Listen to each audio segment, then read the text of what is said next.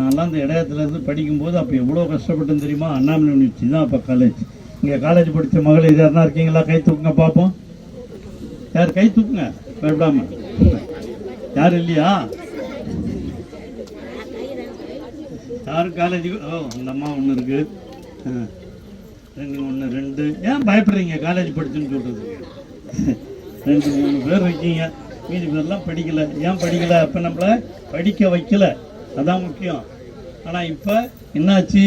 அங்கங்கேயும் கல்லூரிகள் பள்ளிகள் எல்லாம் உருவாகி உங்களை உங்கள் அம்மா படிக்க வைக்கல. ஆனால் நீங்கள் என்ன பண்ணுறீங்க? இப்போ உங்கள் பிள்ளைங்க பையன்லாம் அடித்து பள்ளிக்கூடத்துக்கு போன்னு அனுப்புறீங்கல்ல. அதுதாம்மா திராவிட மாடல். பெரியார் சொன்னது எல்லாரும் படிக்கணும். ஆணாக இருந்தாலும் படிக்கணும், பெண்ணாக இருந்தாலும் படிக்கணும். அப்போல்லாம் பெண்கள் எல்லாம் படிக்க வைக்கவே மாட்டாங்க. நான் எல்லா நிகழ்ச்சியிலையும் சொல்கிறது உண்டு. நாங்கள் அந்த கண்டாச்சிபுரத்தில் தான் எஸ்எல்சி ஊரில் படித்தேன். அப்போல்லாம் எஸ்எல்சி இருந்த காலம் மாறி இப்பொழுது ஆணும் பெண்ணும் சமம். பாருங்கள், எல்லாம் நாற்காலில் உட்காந்துங்கிற பாருங்கள். உங்கள் பாட்டியெல்லாம் அந்த வயசானவங்க இருக்காங்களா கேளு. வீட்டில் உங்களெல்லாம் உட்கார்ந்தாமா அந்த காலத்தில் உட்கார முடியுமா? உட்கார விட மாட்டாங்க. அப்படி இருந்த காலம் மாறி இன்று எல்லோரும் சமமாக இருக்கிறோம் என்று சொன்னால் அதுதாம்மா திராவிட மாடல். அதைத்தான் தமிழக முதலமைச்சர் தளபதி அவர்கள் செய்து கொண்டிருக்கிறார்கள்.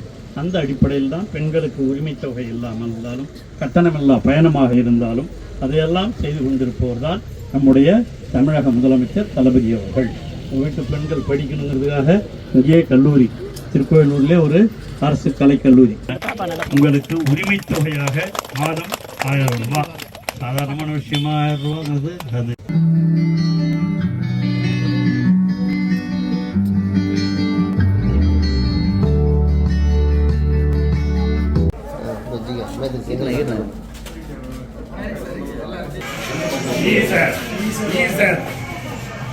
சார் வாங்க சார் சரிங்க சார் சார்